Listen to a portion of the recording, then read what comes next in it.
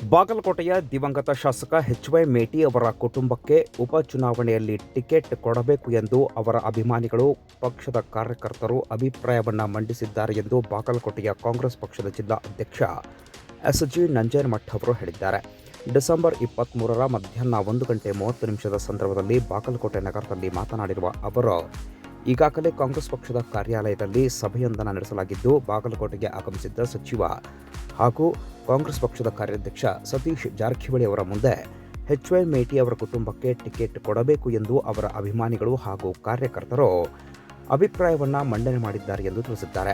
ಬಹುತೇಕರು ಅವರ ಕುಟುಂಬಕ್ಕೆ ಟಿಕೆಟ್ ಕೊಡಲು ಒತ್ತಾಯ ಮಾಡಿದ್ದು, ಈ ವಿಚಾರವನ್ನು ಸಚಿವ ಸತೀಶ್ ಜಾರಕಿಹೊಳಿ ಅವರ ಗಮನಕ್ಕೆ ತರಲಾಗಿದೆ.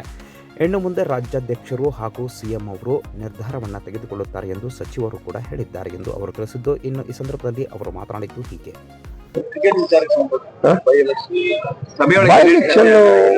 ಏನಿಲ್ಲ,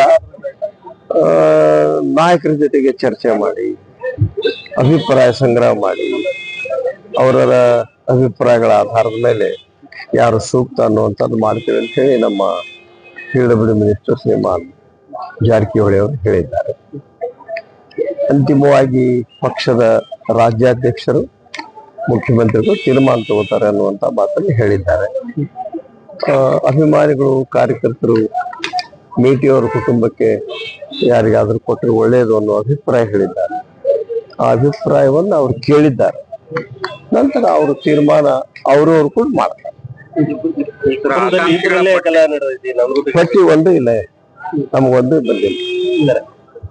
ಈಗ ಇಬ್ಬರು ಸಹೋದರರು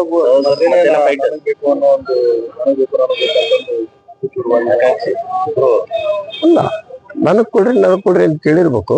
ಪೈಪೋಟಿ ಎಲ್ಲ ಕಾಣ್ತಾ ಇಲ್ಲ ಅವರಿಬ್ಬರ ಮಧ್ಯೆ. ಪೈಪೋಟಿ ನಮಗ್ ಕಂಡು ಬಂದಿಲ್ಲ. ಅವ್ರಿನ್ನು ಯಾರು ನನಗ ಕೊಡ್ರಿ ಅಂತ ನನಗಂಕರ ಕೇಳಿಲ್ಲ. ಹೊರಗಿನ ವಿಷಯಗಳ ಸಾಕ್ಷಾಧಾರಗಳಿಂದ ಏನೆಲ್ಲ ಹೇಳಿ ಸರ್. ಸೋಷಿಯಲ್ ಮೀಡಿಯಾದಾಗ ಸರ್ ಒಬ್ರು ಮಲ್ಲಿಕಾರ್ಜುನ ಅವರ ಪರವಾಗಿ, ನಾವು ಉಮೇಶ್ ಅವರ ಪರವಾಗಿ ಅದು ನಡೆದಿದೆ. ಇದು ರಾಷ್ಟ್ರೀಯ ಪಕ್ಷ, ಕಾಂಗ್ರೆಸ್ ಪಕ್ಷ 137 ವರ್ಷದ ಪಕ್ಷ. ಬಹಳಷ್ಟು ಕಾರ್ಯಕರ್ತರು, ಅಭಿಮಾನಿಗಳು, ಮತದಾರ ಜಾಸ್ತಿ ಇಲ್ಲಿ ಉಳಿದವ್ರಕ್ಕಿಂತ. ಅದು ಇವ್ರ ಅವ್ರವ್ರ ಅಭಿಮಾನವನ್ನು ಅವ್ರು ಹಿಂಗ್ ವ್ಯಕ್ತ ಮಾಡ್ತಿರ್ತಾರೆ. ದೊಡ್ಡ ವಿಷಯ ಅಲ್ಲ ಸರ್.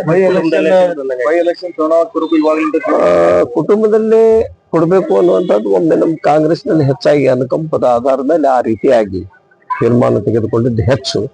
ಆದ್ರೂ ಅಂತಿಮ ತೀರ್ಮಾನ ಪಕ್ಷದ ಹೈಕಮಾಂಡ್. ಸರ್, ಈಗ ಅಧ್ಯಕ್ಷರು, ಸಿಎಂ ಅವರು ನಿಮ್ ಕಡೆಯಿಂದ ಏನಾದ್ರು ವರದಿಯನ್ನ ಪಡ್ಕೊಳ್ಳುವಂತದ್ದು ಇನ್ನೂವರೆಗೆ ಇಲ್ಲ. ಇನ್ನು ಮುಂದೆ ಕೇಳಿದ್ರೆ ಹೇಳ್ತೇವೆ. ಇವೆಲ್ಲ ನೋಡಿದ್ರೆ ಪ್ರಕ್ರಿಯೆಗಳು ಚುನಾವಣಾ ಪ್ರಕ್ರಿಯೆ ಶುರುವಾದಂಗ ಪ್ರಚಾರದ ಅಲ್ಲ.